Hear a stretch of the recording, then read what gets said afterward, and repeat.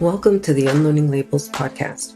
Our mission is to support you to create inclusive and safe spaces for teams to feel valued and do their best work. In each episode, we explore the topics of diversity and inclusion, cultural change, and inclusive leadership development. For more information, visit our website at www.unlearninglabels.com.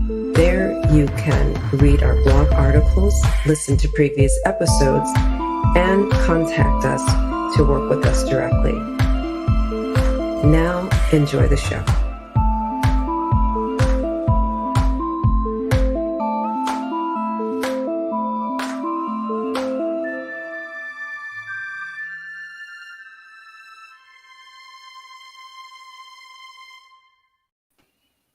Good morning, good afternoon, good evening, wherever you are in the world. It's such a joy to go live again, isn't it, Peter and Mira? Yeah. Seems like it's been ages, no? Yeah, so we're going to be doing this every week. That's what we're committed to. And so today's topic is trust versus Bossware, and I can't see the rest of the title. Micromanagement in the remote workplace.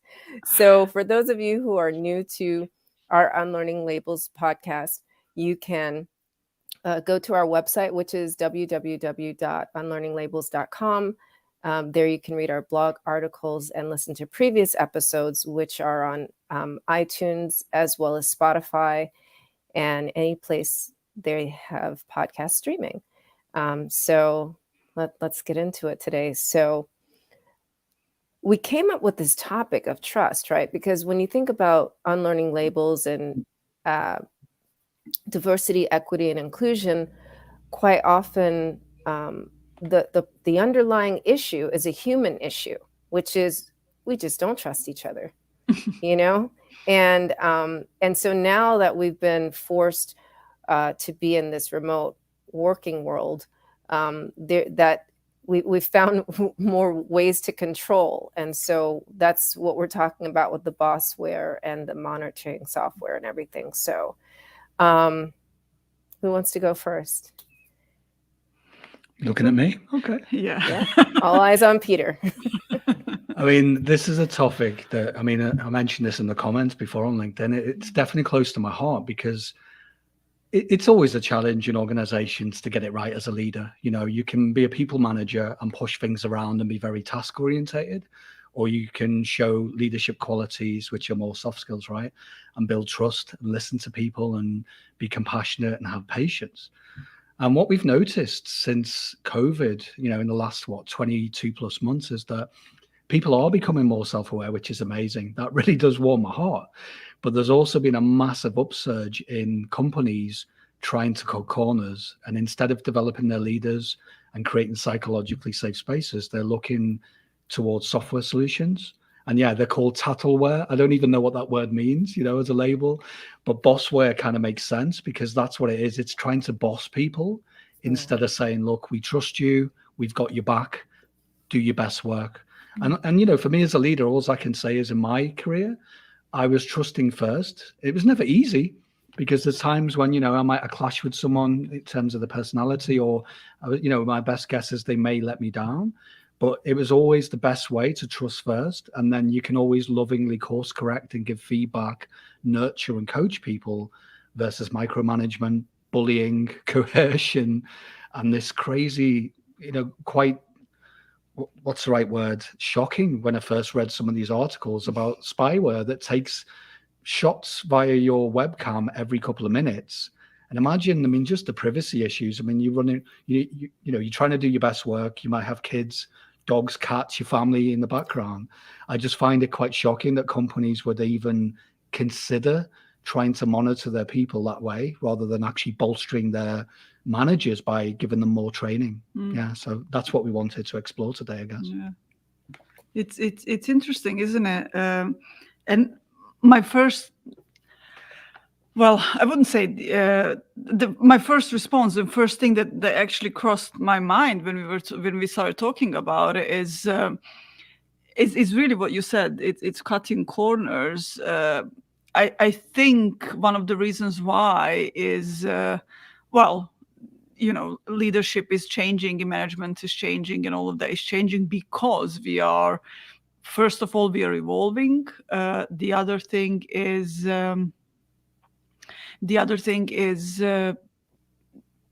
people, because of the pandemic. Sorry, I've got a little bit of a headache still, so I might not be being really fast in finding words. But because of pandemic, and because there is so much, still so many people working remotely, and now we have these other different ways of where we need to learn how to manage people, and not everybody were ready for it. So cutting corners, trying to use technology to actually compensate for lack of leadership skills. Yeah, and we know it's not easy to remotely manage people. In fact, it's one of the hot topics that our clients come to us and say, look, I'm kind of okay at it, and I'm still learning as a leader, but how do I make people feel safe? How can I really trust people if I don't see them 24/7 like we were in the office? The old school way of, the leader might be in his office, etc., but they're always, walking around and chatting to people and seeing what's going on, and you have a kind of a helicopter view. And what I've found is leadership teams, leaders individually, have found it really uncomfortable to be able to let go of the reins of control, especially during COVID. But what if we were to say that actually the more that you trust people, the better results you'll get? I know it's a bit of a paradox, because it's like, what, be soft and don't really check in. No, we're not saying that, right? We're saying show a real interest in people in terms of their humanity, So, ask about their family, check in more and say, is there anything you need, versus checking in like you're standing over the shoulder and saying, what are you up to, right? Because that's the total opposite of creating a safe space and allowing people to be, a high performing team as such. So I don't know what you think about that, Cordelia, because I know we've talked about this a lot, haven't we? So maybe we could unpack, what does trust look like? What are the kind of things that leaders can do to actually cultivate relationships and build trust with the team? Well, as I'm enjoying my children screaming in the background, I I'm listening to what you're saying, and I'm thinking, a lot of people, and we were talking about this briefly before we went live, a lot of people misinterpret, especially if they can't relate to the lifestyle of an employee with children, and they would automatically assume, let's say, like well, I am working, right? But I work for a company, and they heard this noise in the background. And how could she possibly be getting any work done with all that noise? And not understanding or having the basic human compassion that, actually mothers are more focused, right, on what they're doing, because they have all the noise in the background. Oh, good, my children are alive. Because when they don't make noise, that's when I worry, Yeah. So, and that is a leadership skill, just being tuned in to the conditions of the way humans function and what is normal in a family environment. And also, like, the results really speak for themselves. It's like, okay, because we did see a lot of attrition last year with moms leaving the workplace because of this issue. And if you look at the productivity of even, I would say especially a single mother over like other other, I'm just noticing that Felicia's laughing in the background here. So aloha. You'll see that, generally women and mothers will be more productive than the average employee. And so looking at the outcome before making assumptions is a leadership skill. And surrendering, that's the other thing I was hearing between your comments, surrendering to just actually trusting your employees. This person, when they were in the office, and that's another thing, if you wanted to just look at the data, right? So when they were in the office, this is what their work looked like. And now that we're working remote, this is what their work looks like, right? So do I need to use Bossware, or do I need to micromanage this person? And, that is, again, I think that's another leadership skill. Like if you have that controlling part of you, and you have that need to micromanage, pull the data first before you go after somebody. Sorry, I'm just remembering the thing that we've had a conversation with a company. We were discussing leadership development for the new managers, people that are getting into management, and so one of the things that came up in that conversation was, I could not do anything with this person, because whatever I tried, however I tried, they did not respond and did what we needed that person to do. So I even went into micromanage. And Peter's question was, did you actually ask that person what is going on? And, saying, I've noticed that there is something going on. We can talk about it. What is going on? How can I help you? And the person that spoke about it was the manager, went, oh no. And it's very interesting to me, and I think this is why this technology is getting so much interest from the companies, is because we don't speak to people. We are uncomfortable and asking people, what is going on, and then people maybe telling us things that that they're not or that will cause us to be uncomfortable, and so we don't like to ask on spend energy into figuring things out, or time. We like to assume and then act on our assumption, not on what is really going on. And it's so simple. I mean, it's so simple to ask, how are you? What's going up for you? How can I help you? Is there anything, I've noticed these things have changed. Is there, Yeah, there's two things at play. Sorry, do you want to go, Cordelia? No, I was hearing pause, ask, listen. Yeah. Reflection for a leader is like one of the most undeveloped skills, and obviously listening as well. But what I'm hearing, and this is a great conversation, so thank you both of you. There's another bit of it. You mentioned it before, Cordelia. I mean, we should be paying people for results, no matter what industry is, no matter what you do. As far as I'm concerned, when I was a leader and responsible for managing teams and getting the best out of people, I wasn't really necessarily bothered about clocking hours, although I played the game with the leaders above me because they were uncomfortable. And again, all of the stuff we explored, you need to do this and warn people. I was like, no, I'm not going to do that. But that was more me thinking that inwardly. And I had to play the game and just nod and say yes sometimes, because it was, if I'm honest, much easier to do that in a meeting rather than getting into a massive firefight or a battle about it. But for me, it was always proofs in the pudding. The more safer my team felt, and the more I could see psychological safety, which meant that people could say what they meant, in a professional way. They could give me feedback and push back when I wasn't seeing clearly. And they were just getting on with what they're good at. And the thing is that the more that I looked into them as human beings, if they had kids, what do you do for a hobby, all of that, when the wheels come off and it got really challenging, because I knew them on a more granular human level, that was what saved me. It wasn't, going deeper into the stats and the KPIs or trying to squeeze more productivity out of people. It was simply knowing these people and having the backs and showing I had the backs by just being there when they needed stuff, or when they needed some help or a little bit of course correcting, versus me trying to force productivity out of them.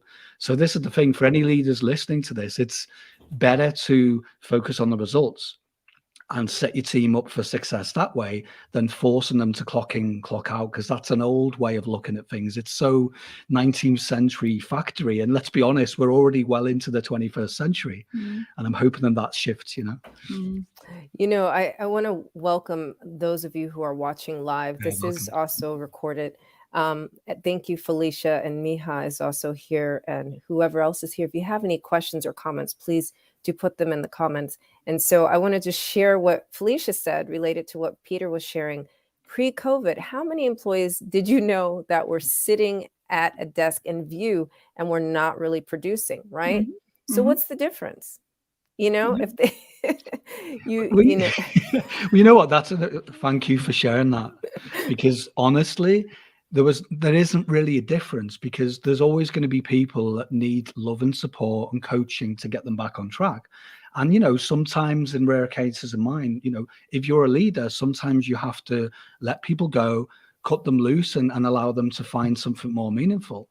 But that aside, that's going to happen regardless of what you do. And in fact, it's better to trust people first, like we say. And even if you think something, I mean, Mira touched on it before, assumptions. I used to assume a lot. We all do. It's something that all humans do. I'll put my hand up. You know, I do it quite often. But when I do that, I put my foot in it. But if I reflect and then I check in and say, okay, is that really true? Let's have a dialogue with my team. Let's check in and make sure. Because, you know, if I was feeling uncomfortable, it was much better to get into dialogue and ask how my team were. You know, how was your day? You wouldn't believe how much people would shine just by me actually caring and giving, you know, paying attention and just showing how much I cared about them, rather than just the KPIs and the business side of it. You know what just crossed my mind as you were talking? I think lots of managers, lots of leaders, people in leadership positions, I wouldn't necessarily call them leaders, they think that if it's the fear plays a huge part in it. If the team, or people in the team are not productive or doing what I think as a manager they should be doing, I'm not a good manager. So out of the fear and belief that I'm not good enough, instead of actually learning how to lead, learning how to trust, learning how to let go of things, learning how to lead people, what I do is I'm pressuring people in order to appear as if I'm a good manager. And I think there is so much of that going on.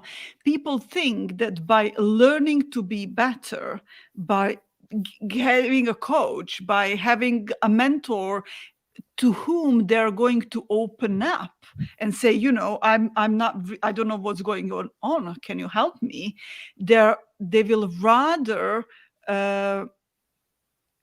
hide back and try and do everything else to appear to be good. Does that make any sense? It There's a lot of does. peer pressure, isn't there? Sorry. Well, I mean, like above and beyond peer pressure, not to really, you know, cut you off, Peter, but I was, you know, you made me really think about something else. Hey, Janice.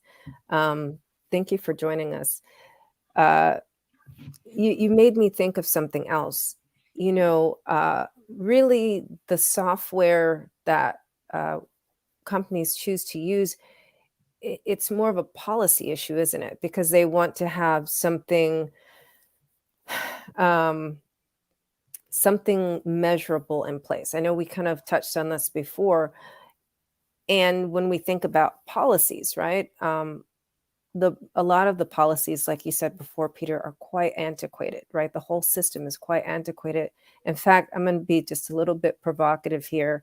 And we said this when we were planning, you know, this episode is, let's just face it, you know, there's not really another way to say this, but today's corporations, the policies, right? The laws that govern those corporations come from a place that in a time that doesn't exist anymore. You know, this is based on the slavery system, right? We have to know where people are. And slavery has nothing to do with color or any of those things. It's an economic condition, right? And so with the need to control the resources and making sure that you have the best measured outcome, you have to squeeze, right? The most out of your employees. And so like basically the difference between slavery is now people get paid to have no rights. And so that's that's what we're talking about, right? When you don't trust people, you're basically taking away their human rights, you know?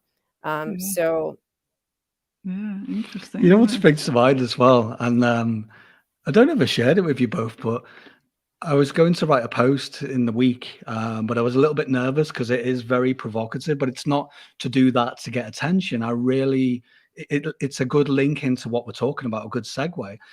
I won't name the company because I don't want us to get sued or get into trouble, but it's a large American company, all I can say. And you'll see the post if you follow me, and we can look at it next week. But they are cheerleading themselves for giving paid off time, paid leave. And again, this is another trust thing. And it was for things like fertility treatment, really, sadly, if someone had lost a baby or something like that. And I was really curious. I was thinking, well, weren't you doing that before? Is it really took COVID? Because I don't know about you two, but for me, when I was in a leadership role, even though I would get into trouble sometimes with HR, with certain senior leaders, and it did happen, I would always have my teams back because I know that even if I got a bit of heat, the main thing for me is to be of service and make sure my team get what they need and I'm of service, right? So all I'm saying is that if something happened and I already knew my team at a granular level, it's case by case. There's always HR policies and they're not a bad thing. You need them to have a structure. So, if I was unsure, I could refer to the policy and I could even check in with a peer or the HR director and say, look, I want to do this. Are you cool with it? But unfortunately, quite often, everyone in the chain of command was very uncomfortable except me. And I was always like, what's all that about? I've made a decision. I want you to back me up. And then we'd have this back and forth. And you know what I used to do? So for all you leaders out there, I just used to make that decision, because if I know that my team member needs that time off and then it really needs to happen. And I know that unless they get to do that, they need to be with the kids or the family or whatever it is, right? Then they're never going to come back and be the whole self. They're not going to be committed to work and bring that high performance and feel safe again. So if I'm bullying them saying, well, you can go, but I'm not going to give you paid time off, I just find that crazy.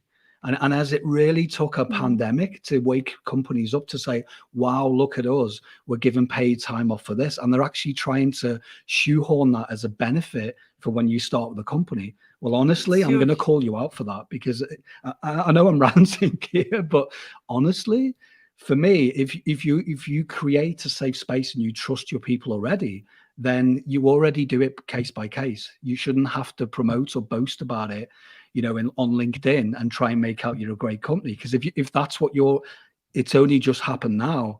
Wow, what were you doing before? And if you're a great company, your employees would boast about you. Yeah, it's really interesting, and so I actually know that Peter was doing these things because I was around when that was happening, and it's interesting to me, and I think that also happens. We don't like to be criticized. We are scared. Managers are scared that they will lose their jobs or they will be criticized by senior leaders because they need to be doing things, and this is how we get doing things that they're told to do, and so everybody's doing what they're told to do and hiding themselves behind policies. And this is why we have racism, this is why we have wars, this is why we have, because nobody really thinks with their own mind. We like to fit in, it's comfortable, but comfort doesn't lead to innovation. Well, also, it looks like it's safety, but actually you're just not being a leader. You're just pushing stuff around. And as Mira said, and I know we've talked about this, it's, you have to kind of put your foot down. And I know it's not easy. And this is why we're talking about this, because we want companies to take more responsibility and saying, we already empower you straight out the gate. I know we've talked about this a lot, but if you're empowering your leaders and everyone in the team to be trusted to make their own decisions, that's when you get true transformation. That's when you get amazing results in less time, with less money and not having to force things. And I can honestly say that that's how it really works in reality versus all of this clunky policy and, having to go off lots of different sign-offs to get like a day's holiday for someone to leave. I mean, I can't believe it. I just used to let people go. And I'd worry about what happened afterwards. And I used to see my colleagues and feel sorry for them because they were literally freaking out. And then what was even worse was the people in their teams were not getting the care and attention that they deserved. And as we pointed to, and someone mentioned in the comments, sorry, I can't see the name, I think it was Janice, the great resignation, no? That, people, sorry, Felicia. Yeah, no wonder people leave companies. If you don't feel safe and you're not trusted, and there's a whole load of antiquated policy, as Cordelia pointed to before, no wonder people are looking for new jobs, Yeah. Yeah. It's so basically what we're saying is like trust is it's a basic human right, and the trust begins with yourself, right? So if you trust yourself as a leader, right, then you'll trust your team. That's a trickle down effect. And you Peter were noticing how your colleagues who instead of trusting themselves, right, they had that angst, and they saw their team suffering and the productivity falling off, whereas your team flourished, right? You trusted yourself, you loved yourself, self-care, right? And it's this is where the transformation comes. This is where the productivity is. It's not in the the actual counting of numbers of hours of labor and those kind of things. It's just in the flow of allowing your team to be humans, to have that open dialogue and communication, right? That's the pausing yourself, for the cause of self-compassion, and reflecting and saying, okay, so what do I need to ask Mira or Cordelia to see where we're missing the mark, and then listen, and in that listening, you can come up with the solution if there is an issue in productivity, rather than just jumping to assumptions and like, what, I'm not going to talk to anybody. My team I'm sucks. too busy. I'm too busy. Let me just implement this software and that will tell me everything, Yeah. That's another thing that we noticed, isn't it? That people are so busy that they don't have, I don't have time to speak to people. Therefore, I'm just going to put a software over there that's going to tell me everything. And that's not. Well, yeah, it's shortcuts, right? And I know shortcuts sometimes in the world of business can be useful, but this is one that we can honestly say, please don't do it. Invest in your people, invest in trust and listening skills, the soft skills, and develop your leaders, because technology is an enabler in the right hands if you've got clarity of mind. But these are not decisions made with clarity. These are, as Mira pointed to before, these are decisions made around fear and greed and profit. And to be fair, the companies that do this, I don't think they'll be around. It's counterproductive. Yeah, they won't be there in the future because they'll be legacy companies. Because as Cordelia mentioned before, this is all stuff that should have been buried in the 19th century, never mind 20th or 21st century. Yeah, and I think I think leadership and economy and the way we do things is evolving, and to me, the way I see it and I see what's happening is just a natural process of evolution in business. And so the sooner we adapt to these things, to these changes, the sooner we go back to communication, relationships, trust, putting, what is really flat hierarchy. It's not that, we all do the same job. It's not that. It's that we see each other as humans the same, and we respect each other. That's flat hierarchy. It's and so the sooner we adapt this, the sooner we develop our leaders, the sooner we show people how to do that. Not just one person here and there, but the whole companies and whole leadership. The sooner the whole thing will change. Your productivity will go up, your the money you earn is going to go your up. top line will improve. You know what? I'll let you to a secret that even though I used to, I mean, it was a bit of a white lie. I used to bend the truth. I wasn't really ever bothered about KPIs that much. I'm not saying that I wasn't a good leader and I kept an eye on things. Of course I did. But I actually didn't go into that in much detail with my people unless it was course correction or crucially on the other side, which is often overlooked as well, is, well done. Genuinely, you've pulled out all the stops. You have my back. I am humbled. Thank you for that amazing results that you've given me, right? And to be fair, this is the thing. If you focus on the human first, right, and all of the things that makes them uniquely them, and also separate from work, you don't have to worry about the KPIs and the stats and the micromanaging and trying to force a boulder uphill, because it'll just happen more naturally. And that's what we're pointing to, right? The more that you develop soft skills, I can't speak, and the more that you develop your self-awareness, and as Cordelia pointed to, self-care as a leader, you show up to be the best person you can. If you're safe and you're okay in your own skin, that naturally creates safety in numbers anyway. Because I don't know if you thought about this, but when I was fidgety, nervous, and freaking out and enter the room, it used to spread like wildfire. So would my team. Even if I'd not said anything, they'd all be fidgety and nervous, and they'd be like, what the hell's going on with Peter?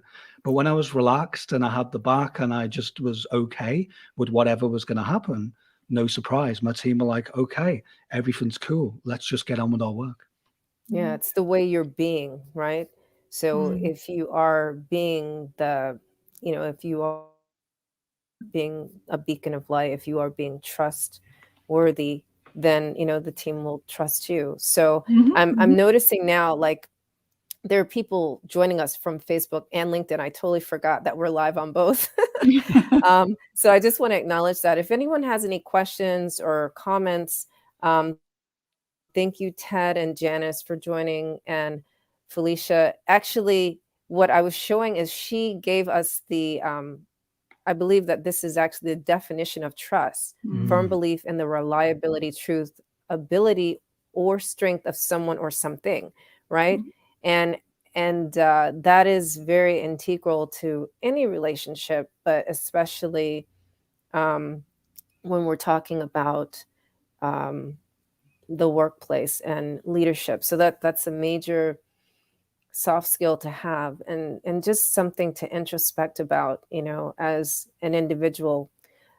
So we have we've been on here for about half an hour, and I just want to little bit reset before we go off. I don't know how much longer we're going to talk. I would like to answer some questions, though. If anyone has questions that they would like to ask on this topic, if anyone is in a situation where your company uses Bossware or Tattleware or whatever it's called, spyware, I think, at your workplace, and you're in a remote working situation, please feel free to share here in the comments. And also, we will be answering comments after we're live. So if you're watching on the replay, feel free to still put your comments and questions, and we'll be fielding those. Again, I want to invite you to subscribe to our podcast. It's Unlearning Labels. We are on Spotify and iTunes and other places that we stream, I think, like Google Podcast and Anchor, right? And you can also go to our website, which is www.unlearninglabels.com, to read some of our articles and also the services that we offer to teams. So we're having this conversation because this is actually what we do behind the scenes. That's our real job. So, hi, Ted. Let's see. What are you saying? I love the being piece. We have to be the change agent in order to have change in our respective companies or in life in general. That's so true. Yeah, I want to speak to that. Thank you, Ted, for that, because what we've found in our work supporting leaders is that, like I said before, if you're not feeling comfortable and you're not feeling safe in yourself, the journey to real leadership starts with yourself. We we talk about this a lot, but one really cool metaphor is when you're on a plane, right? And the safety message is playing and it's saying, if there's a lack of oxygen, please put your mask on first. It's the same with leadership. If you're not breathing air, if you're not taking self-care and trusting yourself, then it's going to be really difficult to have impact and create the right kind of psychologically safe space where people feel like they're being listened to, they're not being marginalized, and they're free to do the best work. Because for me, I don't want to stand over someone's shoulder. I know that sometimes we get fearful, I do included, but it just doesn't make sense for me to do that. So I'm always curious, why would you want to take a shortcut as a company to buy software that's going to so-called monitor your people? Because I can honestly say, just to unpack it without going into the technology too much, is that they just take pictures and it gives you a false sense of their productivity throughout the day. And then it actually gives you data points to make an individual's employees' lives much worse, because that denigrates and erodes trust. Because again, what Mira pointed to before, it's actually making a load of assumptions. Just because you have data pointing to say that that person might, sitting there. Yeah. What if they did the best work in a 2-hour spurt? I mean, I'll put my hand up. Quite often in the work that I used to do for many of the roles that I had, I'd have short bursts of focused energy. And I'm not saying I would take liberties and go out and go meet my friends. I'd always be here and available, etc. But you have to have downtime. You have to have reflection time, depending on your job. If you want innovation and creativity, you can't just be stuck looking at a screen all day either. So I think if companies are wanting to be more productive, rather than looking at that kind of technology, why don't they break down what constitutes, productivity for them? And actually, if the company understands what's more meaningful for them, they can tailor make solutions for the team, that's going to actually get more productivity and better work, but not actually by clocking hours. Because honestly, it's a completely double-edged sword. Just because someone sat on their bum looking at a screen for 8 or 9 or 10 hours or even more doesn't equal a great job. And we've talked about this quite often. It's an excuse. Just because we can see you doesn't mean. So Felicia's asking us, have you found the Bossware to be used selectively, i.e. lower level employees, women, staff, or by race? So I know you've done a little bit more research.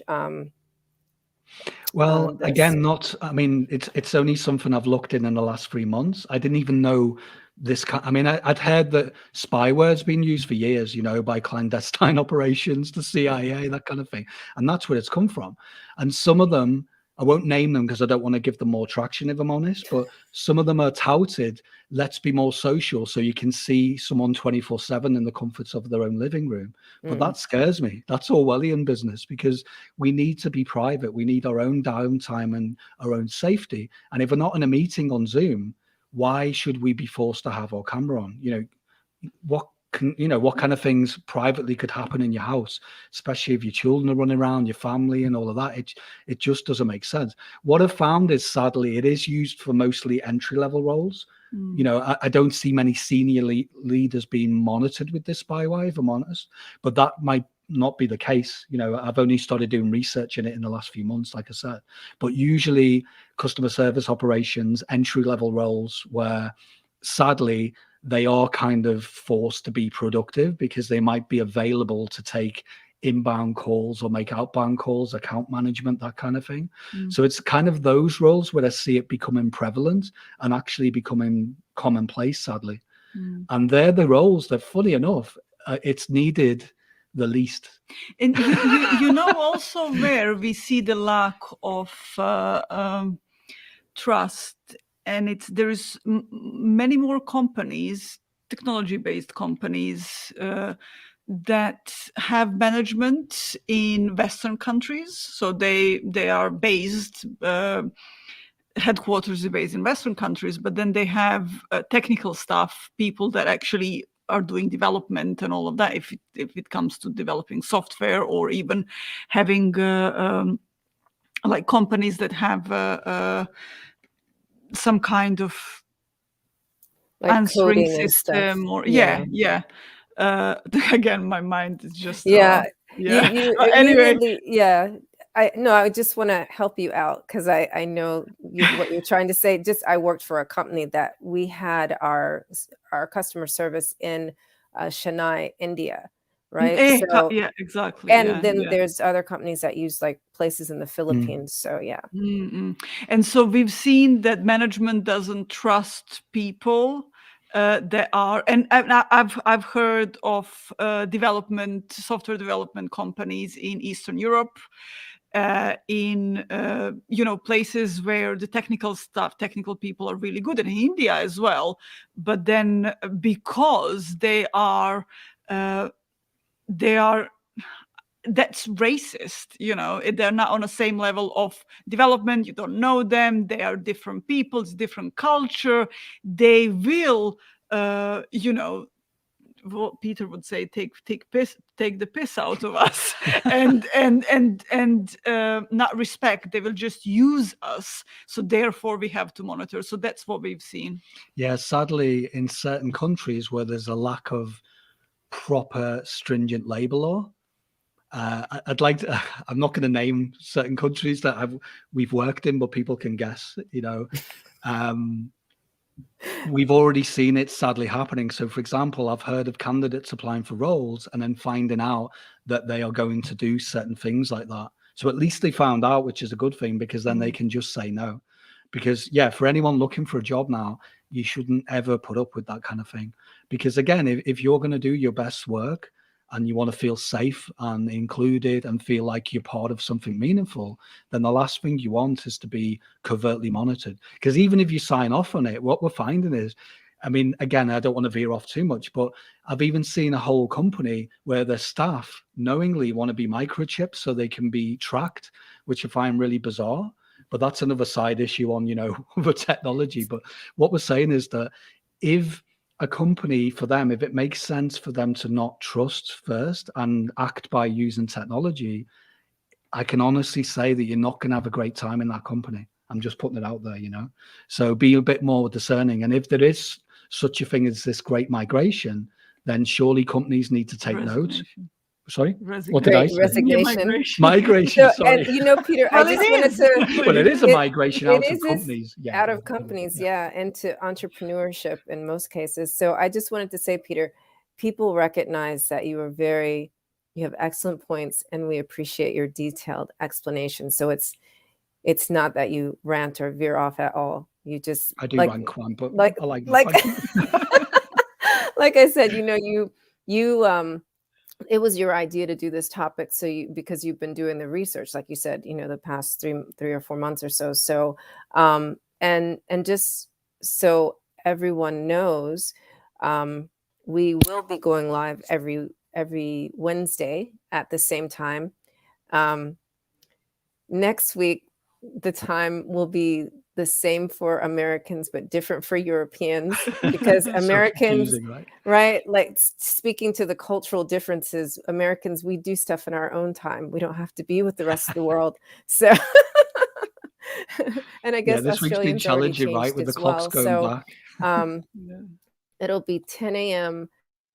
next Wednesday, 4 p.m. for Central Europe, and 3 p.m. for the UK and I guess West African time.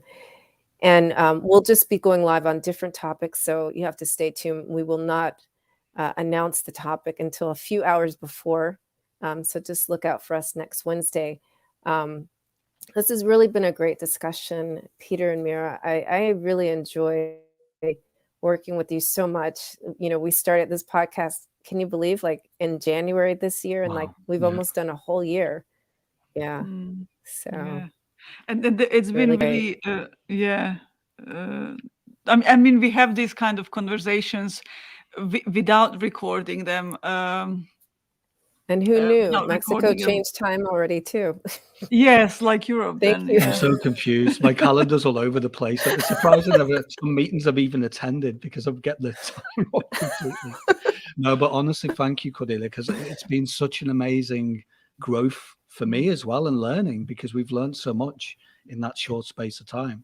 And if I'm honest, I was like, what, do another podcast? Are you crazy? But it's actually been one of the best decisions we all made collectively now. Yeah. So, yeah, It made thank you. sense. I Well, yeah, agree. I can just say thank you. Yeah. It's been great. Well, thank you. And we'll see you again next week. Thanks for So, listening and watching. Bye. Bye. Thank you for listening to the Unlearning Labels podcast. If you would like help addressing any of the topics we explored during the show, such as diversity and inclusion, cultural change, or inclusive leadership development, contact us at www.unlearninglabels.com. Thank you